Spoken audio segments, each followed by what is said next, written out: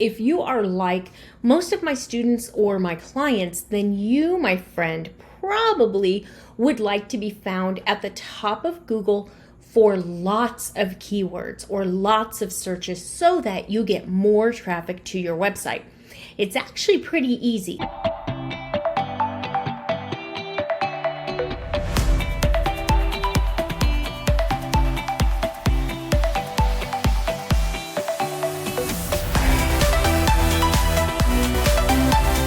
The way that we do this is by consistently creating really great content that is optimized following Google's rules, meaning we're doing everything that Google wants us to do to drive traffic to the website, and we're using a bunch of different keywords. So that's the gist of it, but let's talk about this a little bit. What do you do? How do you make it all happen? So when you are creating content for your ideal customer, you know you should be creating content on a consistent basis. We've already talked about that. You want to create one blog post or audio, podcast, video, whatever it is each week. If you want to use SEO, search engine optimization, to drive free traffic to your content, then you're going to need to have a blog landing page on your website, something that has information for Google to read and index and understand, because Google still truly relies on written word more than your video, your audio, etc.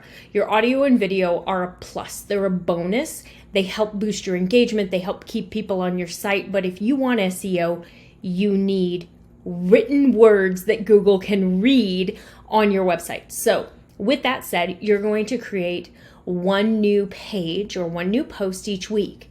And each time you create a new page or a new post, you're going to target a different keyword.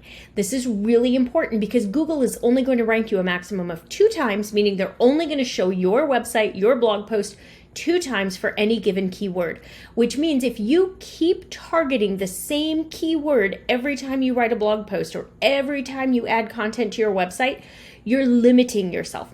So if you want more visibility, more traffic, more people finding you, you need to consistently create content and target unique keywords in each content piece. Beyond that, you need to make sure that the keywords that you're targeting are ones that your website can rank for. What do I mean by that? I mean, you need to make sure that you're choosing keywords where you can rank on page 1 of Google search results in order to get traffic from those keywords. Because if you can't rank on page 1, nobody's going to find you. Nobody's going to see your blog post, your website page. Nobody's going to come to your website. So how do you figure out if the keyword that you're thinking about using is one that you can rank on page 1 for? The easy way to do this is to take the keyword that you've thought about using, that you've researched, go to Google, use an incognito browser window. That's one that is not going to have your personalized search results impacting what you see. Use an incognito window, put the keyword that you're considering using into Google. I want you to look to see who ranks on page 1, most importantly, who's in positions like 1, 2, and 3, because the sites that are on page 1 need to be very similar to you for you to have a chance to rank. And if you can't rank, you can't get traffic. So we want to see sites that are really similar to you. If you go to page 1, you look through all of the results there, and they're really big sites. Like, they're big brands, they're big companies, they're really super authoritative sites. You, my friend, probably need to choose a different keyword because you're not going to beat them. It's nothing that you're doing wrong. It's nothing like that. It's just the fact that these results are more competitive, more authoritative websites.